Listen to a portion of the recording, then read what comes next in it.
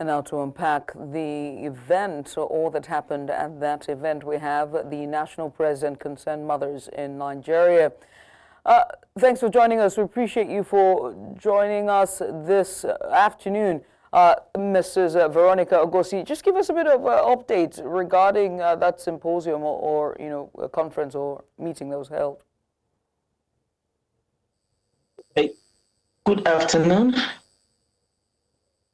My name is Dr. Mrs. Veronica Ogosi, the National President of the Concerned Mothers in Nigeria. And sometime in May, we were in South Africa, and we discovered that so many people want to get back to Nigeria, but they don't have the means. In other words, they're kind of stopped there. So when I got back to Nigeria, I felt I had like sleepless nights, and I started working on it.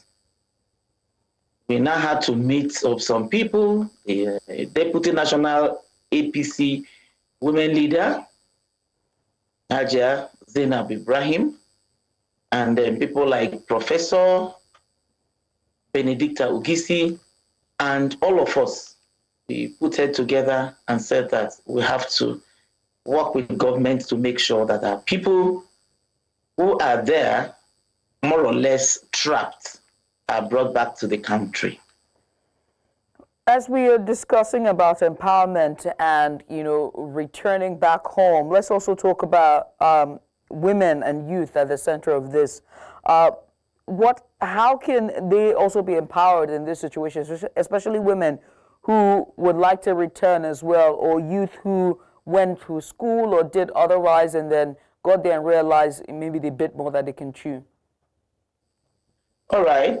Here, I must say that in line with Mr. President Bola Tinubu renewed hope agenda, there are so many empowerment initiatives and plans for the women and youths in Nigeria.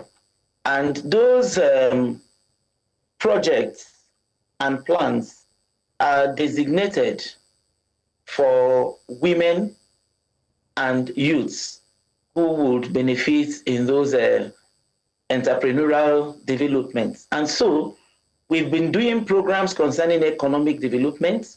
And once they are here, things like education, Mr. President have put in place loans for students, which they will access throughout their tertiary education program. And then for the ones that are into business and entrepreneurial development, we have some things that so many people have not known about, which is the credit core. You can browse it, credit core. It helps Nigerian women and youths, and Nigerian citizens can actually access funds from there for their businesses.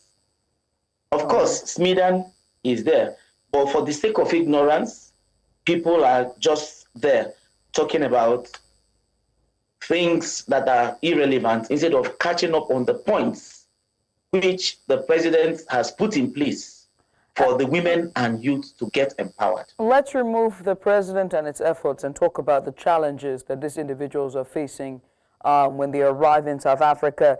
Have you addressed the challenges with Nigerians and diaspora, particularly in South Africa, on a root, like a grassroots level, or should I say at the core of it? What are the challenges and what can be done to address it? Of course, we've tried to address that. They have one or two problems which we have identified there. Most of them are complaining that when their passports get expired, it's really tough for them to renew. And they have to pay through their noses to renew their passports. So we're already working on that.